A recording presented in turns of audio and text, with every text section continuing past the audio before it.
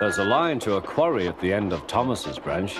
It goes for some distance along the road. Thomas was always very careful to whistle here in case anyone was coming.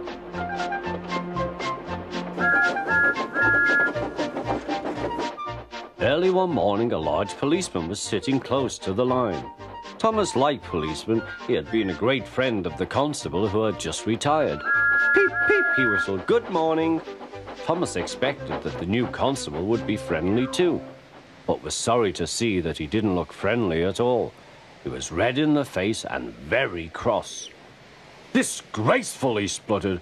"I didn't sleep a wink last night. It was so quiet, and now engines come whistling suddenly behind me." "I'm sorry, sir," said Thomas. "I only said good morning." The policeman pointed to Thomas. "Where's your cowcatcher?" he asked. "But I don't catch cows, sir." "Don't be funny," snapped the policeman. He looked at Thomas's wheels. No side plates either, and he wrote in his notebook, "Engines going on public roads must have their wheels covered and a cowcatcher in front to protect people and animals from being dragged under the wheels if they stray onto the line. You haven't, so you are dangerous." "Rubbish," said Thomas's driver. "We've been along here hundreds of times and never had an accident." "That makes it worse," the policeman answered. He wrote "regular lawbreaker" in his book. Thomas puffed sadly away.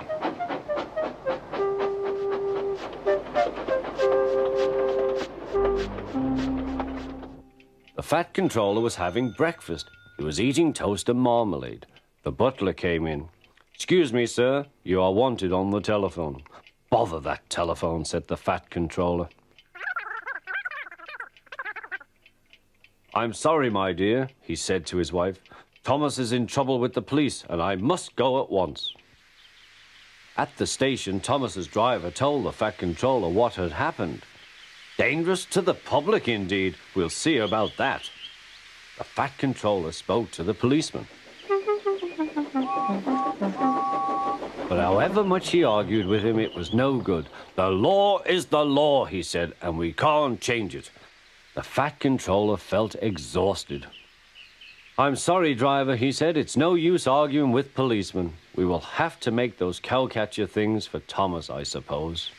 "Everyone will laugh, sir," said Thomas. "They'll say I look like a tram." The fat controller stirred. Then he laughed. "Well done, Thomas. Why didn't I think of it before? We want a tram engine.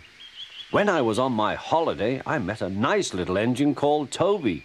He takes trucks from the farms, but the lorries are taking over most of his work and he needs a change. He has cowcatchers and side plates. I'll write to his controller at once."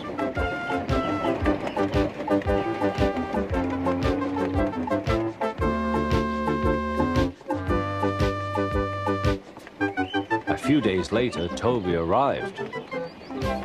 "That's a good engine," said the fat controller. "I see you've brought your coach, Henrietta." "You don't mind, do you, sir?" asked Toby. "The station master wanted to use her as a hen house, and that would never do." "No, indeed," said the fat controller. "We couldn't allow that."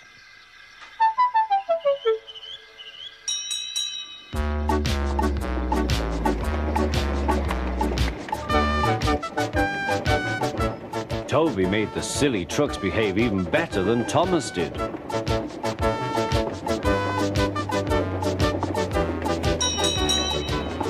Oi, you!